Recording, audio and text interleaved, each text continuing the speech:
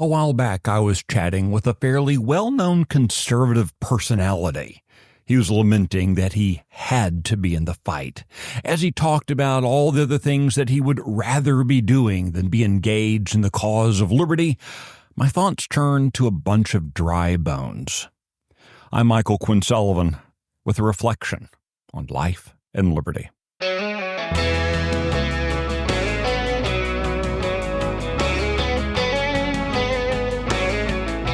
You might recall that the prophet Ezekiel was told by God of the rebirth of Israel. In the Old Testament book of Ezekiel, that prophecy is followed up by a vision.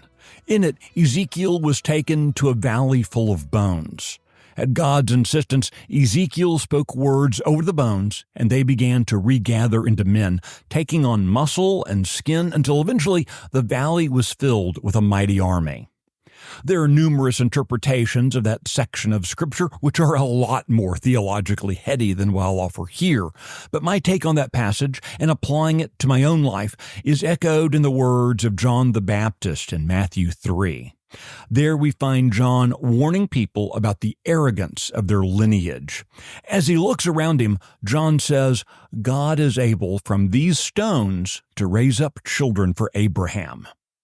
In other words, I might not be as necessary as I may like to presume. With that in mind, I find great joy in being allowed to do what I do every day. I meet men and women who joyfully volunteer their time and fortunes in the fight for liberty in our republic. And they're the rule, not the exception. But some people, like the fellow mentioned earlier, like to grumble. They want to be seen as reluctantly recruited into the fight because of some uniquely exalted quality they want others to believe that they possess. They seem to suggest that were it not for being conscripted, they wouldn't otherwise care about the issues confronting us, much less be involved. Look, being that full of oneself must be exhausting. Because if we're honest, very few of us are actually up to the task of saving the republic. There is little doubt that what we do could be done more effectively and efficiently by a stone turned into a man or a heap of dry bones given new life. I don't know about you, but I'm just excited to be on the team.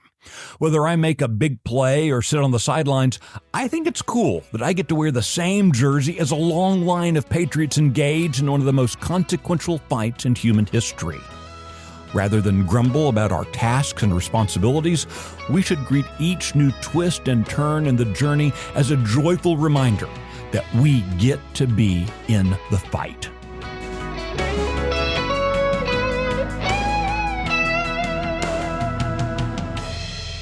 The Reflections podcast is presented by Texas Scorecard. If you like today's message, be sure to rate it, leave a review, and encourage your friends to listen. Today's edition was produced by Nick Shepard. I'm Michael Quinn Sullivan. Thanks for listening.